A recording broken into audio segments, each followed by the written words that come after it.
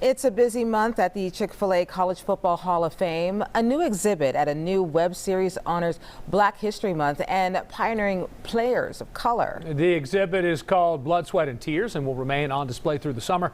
Good Day Atlanta's Paul Milliken stopped by to check it out. We know he's a college football expert, and he joins us live this morning with a look inside. Hey, Paul.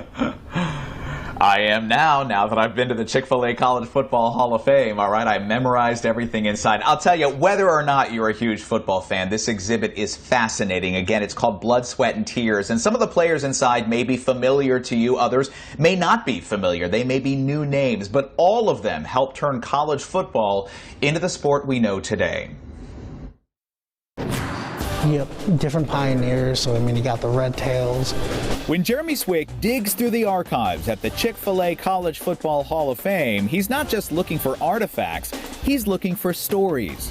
I start with a notebook and I start writing ideas. And in tackling the hall's newest exhibit called Blood, Sweat, and Tears, the historian searched for very specific stories, those of the trailblazing players of color who helped integrate college football.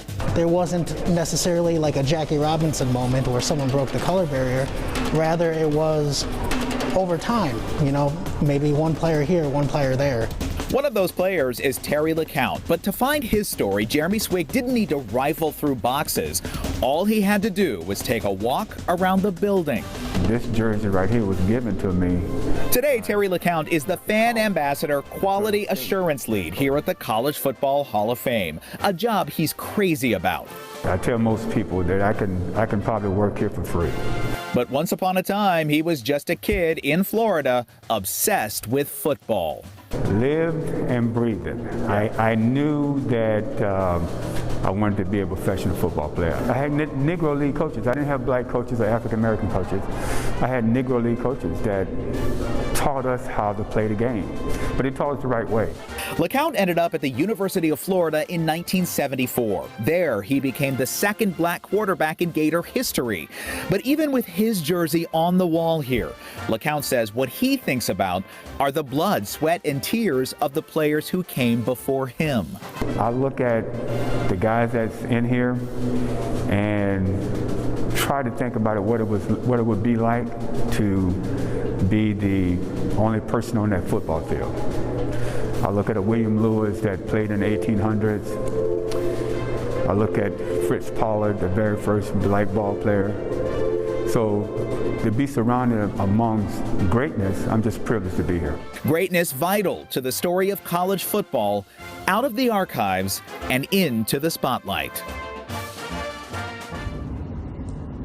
Yeah, what a guy, what an exhibit. So along with the exhibit, the Hall is actually hosting a weekly web series right now. It's called Not Your Average Hero, and it features more interviews with some of those pioneering players. So you can watch that weekly. They're released every Monday on the Hall's YouTube channel, so watch out for those. And I got to tell you, meeting Terry Lecount, such an honor, and what a great guy. And he does watch Good Day Atlanta every morning, and he said two things to me when we first met, all right? So first of all, he said, Paul, and he's a big fan of all of us on the 8 o'clock show, loves Sharon, loves Joanne. He said, Paul, first of all, why don't you take me to all those good restaurants that you go to? And I said, look, you're welcome anytime, all right? All you have to do is show up. Number two, he said, when are you going to get Buck Lanford back? And I said, Terry, look, when you're a Gator like we are, we take the high road, all right? We don't worry about the little things like that, all right? We always take the high. We're above that kind of thing. He knows what I mean. Terry Lecount, you know, we're Gators. You know, Terry is that way. You're right. Polly Terry is, yeah.